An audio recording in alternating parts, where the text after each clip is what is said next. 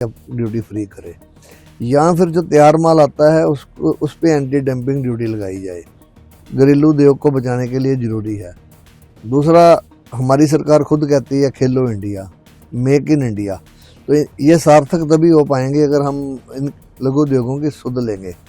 और एक हमारी नई समस्या जुड़ गई, वैसे तो सारे देश की समस्या है। सरकार ने एक इनकम टैक्स की धारा 43B में एक अमेंडमेंट कर दी है, इस फाइनेंशियल ईयर से उसको लागू कर दिया। सरकार उस धारा के माध्यम से ये संदेश दे रही है कि हम लघु उद्योगों के हितचिंतक हैं, लेकिन हम समझते हैं कि उससे लघु उद्योगों का बहुत नुकसान होने जा रहा है। हमारी एक मांग है कि उसको निरस्त किया जाए, और उसके साथ साथ ये जो इंडस्ट्री है, स्पोर्ट्स इंडस्ट्री है, इस पे GST की दरें बहुत ज़्यादा है।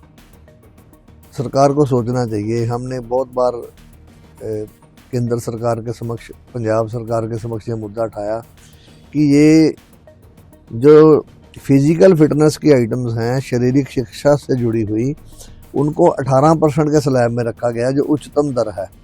तो हमारी मांग है कि इसको कम किया जाए। उद्योग को बचाने के लिए भी ज़रूरी है और यूथ को बचाने के लिए भी ज़रूरी है GST का कम हो। देखिए, ऐसा होता है, अंतरिम बजट है, ये पूर्ण बजट है नहीं है, तो इसमें ऐसा कुछ होता नहीं है।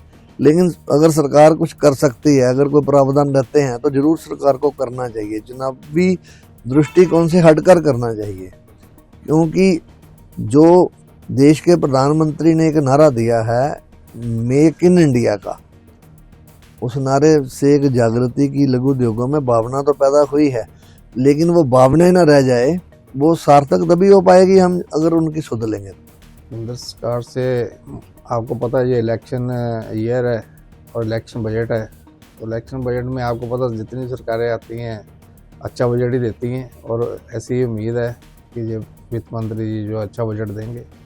लेकिन हमारी कुछ इतने सालों से डिमांडें हैं, अगर वो इस फिलअप कर दें इस बजट में तो अच्छी बात है। क्या क्या डिमांड है?